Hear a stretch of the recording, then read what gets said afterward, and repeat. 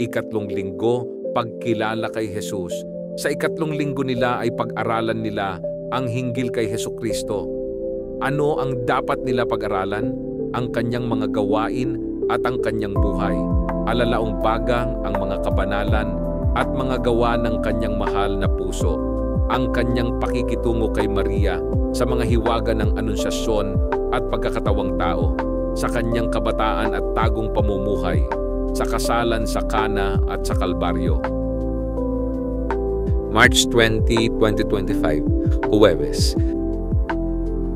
Dumalo sa Santa Misa, huwag manood ng TV at gumamit ng social media sa araw na ito.